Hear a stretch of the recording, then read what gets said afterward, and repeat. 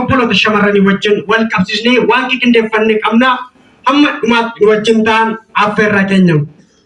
Dhimma kana ilaalchisee yaada qeeqa koomentii garaagaraa yoo qabaattan karaa lakkoofsa bilbilaa keenyaa duwwaa 926 85 46 ishee dhumaatti guutuudhaan bilbiluun hin dandeessu.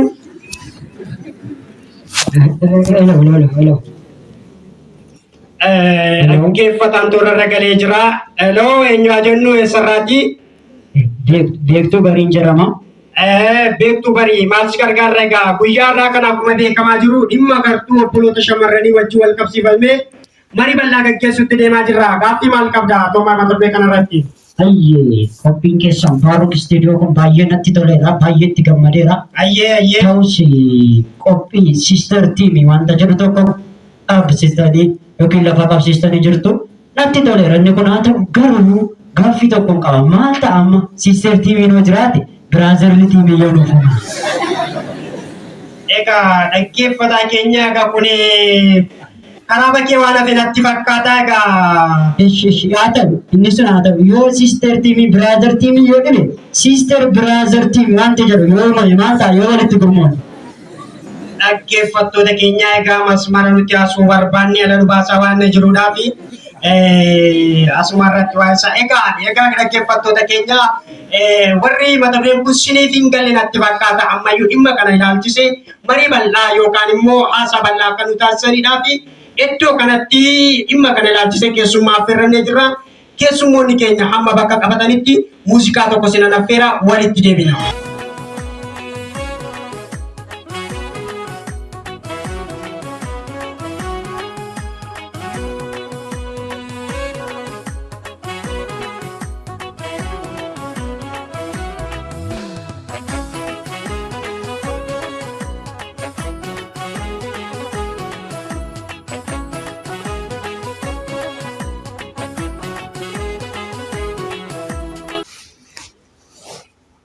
Ayyee egaa hordoftoota keenya walitti deebineetu amma kan jirru as gara istuudiyoo keenyaatti keessummoota jajjaboo ga'ee leencaa qabachaa kan turanii adda durummaatiin namoota 3 fuuldura keessanitti kan argaman ta'u amma kallattiidhumaan yeroo wal bartee taanaa isaa wajjin maqaan isaanii eenyu akka jedhaman maal dipaartimentii maal akka baratan yerootti wal baru ta'a.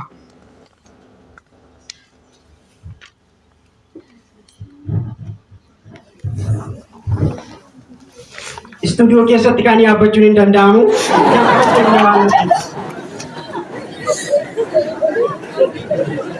Yeroo darbeera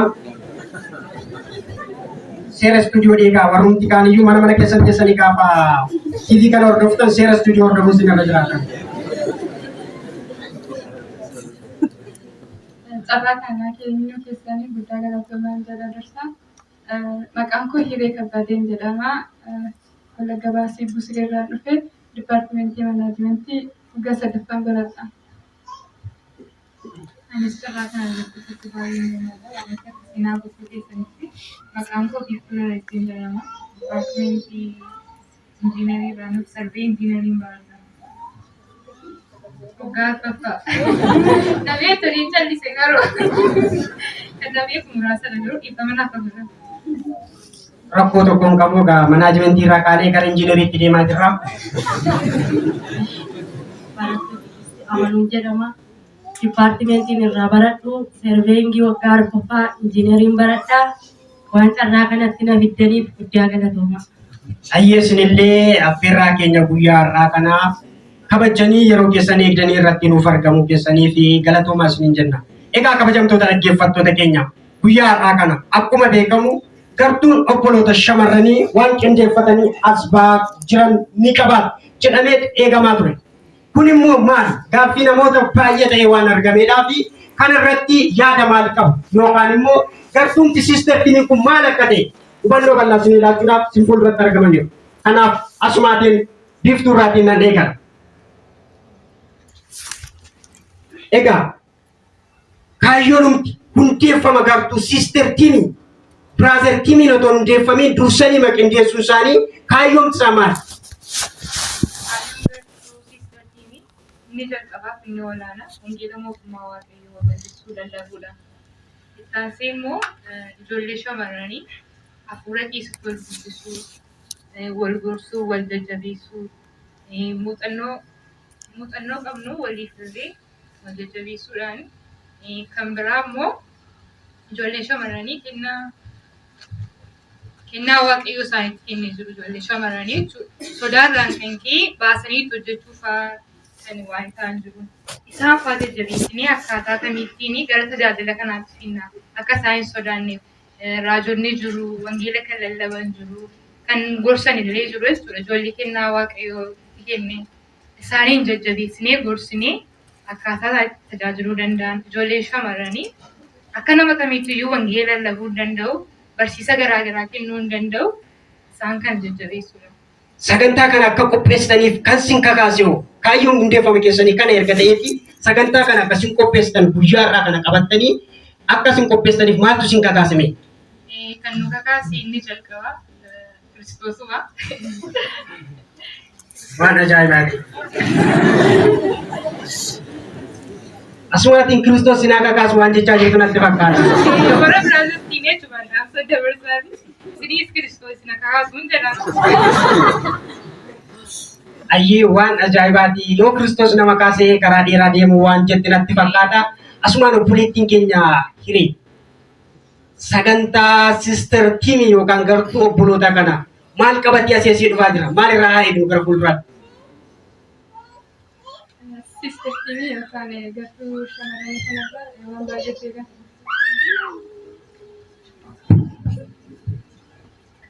Sister Tiimii yookaan gartuu shamarranii kana waan guddaatu irraa eegama gara fuulduraatti jechuudha. Dursumayyuu maqaa isaa fi kayyoo ilaalle gartuu shamarranii jechuun baay'ee naatti mul'isa.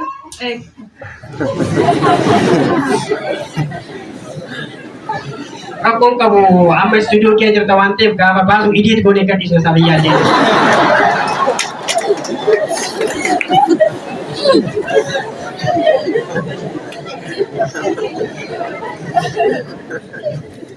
Walitti qabama yookaan gartuu shamarranii jechuudha. Kaayyoon isaa dubbatanii obboleettiin kun dubbatteetti wanta inni gara fuulduraatti qabatee dhufaa jiru immoo inni dura Kiristoosin lallabuudha. Akkamittiin jireenyaan dubbiidhaan tokko immoo deemanii lallabuudhaan kana mul'isuuf jedha. Egaa gara fuulduraatti waan baay'ee qabatee dhufaa jira. Obboloota dhiiraallee ofitti hammatee dhufuun isaa naaf gagamuudha. Ayyee waan ajaa'ibaati. Gaafa akka isaan lallabanii akka isaanii wangeela mootummaa waaqayyoollee babal'isuu keessatti shoora olaanaa akka isaan taphatan gaafatti jettu waan kuna yaadachiiste. Shamarranii barsiisuu yookaan lallabuu hin danda'u? Akka addaatti malee hayyuu nagartaa galu.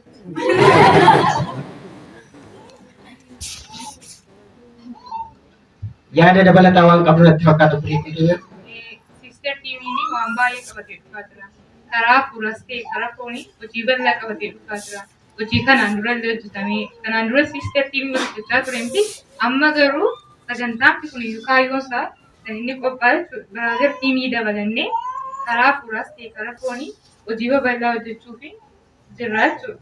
Fakkeenyaaf karaa foonii yoo ilaalle ijoolleen shamarranii ogummaa waaqayyo isaaniif kenneeni kanneen akka daantilii dha'uudhaanii mataa dha'uu fi kanneen kana fakkaatanii madda galii wayii argamsiifnee ijaarsa manaaf illee faamil filoshiippii kanaaf madda galii addaatii hojjennee Biraazil Tiimii illee ofiitti dabalannee ijoolleen Biraazil Tiimii ta'anis ogummaa waaqayyo isaaniif kennee jiru nutti dabalamanii jechuudha.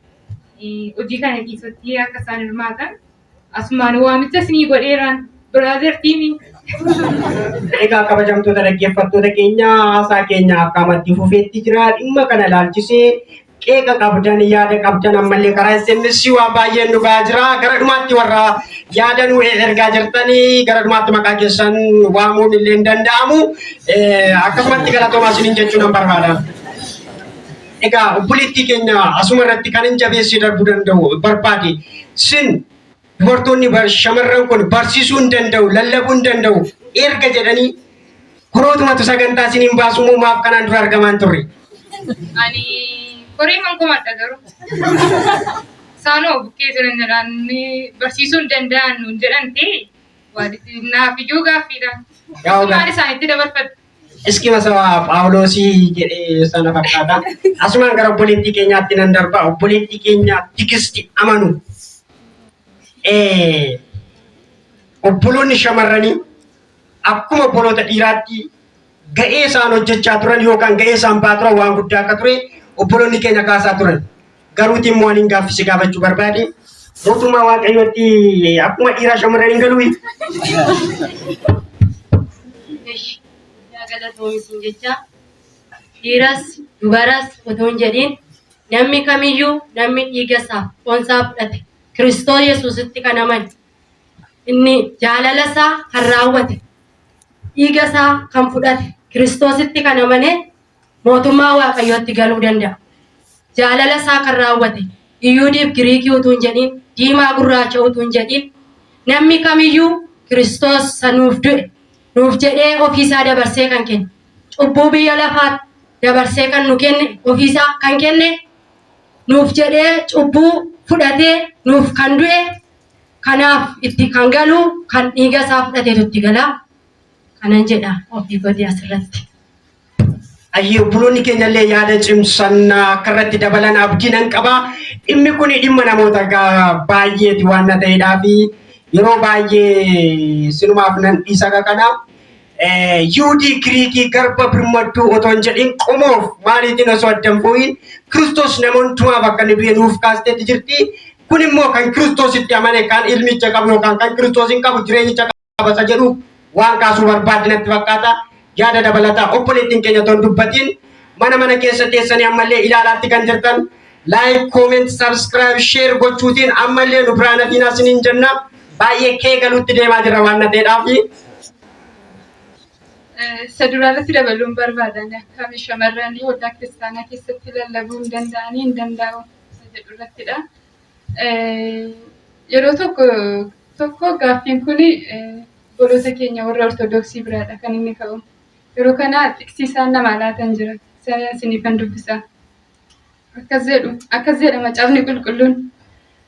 Dubartiin ergaa Phaawulos gara warra Xiimotewositti ergeessa dura boqonnaa 2:11-12 irra jiru nan dubbisa akkas jedha. Dubartiin abboomamuu hundumaan gab jettee habartu. Dubartiin gabiitti haa jiraattu nan jedha malee habarsiiftu dhiira irrattis haa bu'aa qabaattu hin jedhu. Kana fudhatanii yookaan kana luqqifataniitudha kan isaan yeroo baay'ee yaada kaasanii. Darbee immoo warruma Pirotestaantii kana keessaallee kanneen kaasan jiru namoonni tokko. Kun maal jechuu barbaade dubartiin macaafni qulqulluu keenya dubartii jedha yeroo baay'ee shamarran barsiisuu danda'u. Eeyyee dubartiinis barsiisuu dandeessi. Maaliif tokko haalatu ishee dhowwee ta'a. Darbee immoo akkaataa sagantaatu bahutuun baaneef ta'a. Darbee immoo fedha qabaachuu dhiisuu sodaa kanneen kanaaf kan ta'e irraan kan hafe macaafni qulqulluun hin dhowwu. Kontekstuwaalii yoo ilaalle iddoo kanatti dubartiin barsiisuu hin qabdu jechuusaa miti. Yeroo sana waan jedheef qaba malee Phaawulos kan inni barreesse yeroo sana waan irratti hundaa'ee jedheef qaba. Bara sana keessa namoonni gara gooftaatti hin dhufne lubboonni haaraan baay'eedha. Kan Yesuus Kiristoosiin gooftummaa isaa beekanii duukaan buune baay'ee turanii. Bara sana keessa immoo macaafuma qulqulluurra jira dhiifama nan dubbadha. Dubartoonni bara sana turanii gaala mootummaatti jiraatu baay'inaan. Bakkeetti hojiin isaanii kun hin ifa. Namoonni gooftaa hin beekne immoo bakkeerraa yeroo gooftaa Yesuusitti amananii gara waldaa kiristaanaa dhufanii namoota bakkee irratti gadhiisitti jiraatan sana yoo iddoo aarsaatti argan yookiin immoo utuu isaan barsiisanii utuu isaan lallabanii yoo arganii isaan achirratti arganii gufatanii teellaatti akka hin deebineef dubbate malee Phaawulos barsiisuu hin qabdu jechuusaa miti. Yeroo sana haala jiru sana ilaalee darbee Qorontos keessatti waan baay'ee ta'aa ture. Maqaallee ammatti laataniifitti sababa isaanii seera malee jiraataniif sababa isaanii daangaa malee jiraataniif yeroo sana argeetu sarratti hundaa'e kana jedhe malee hin barsiisinaa jechuusaa miti jechuudha. Dandeenya.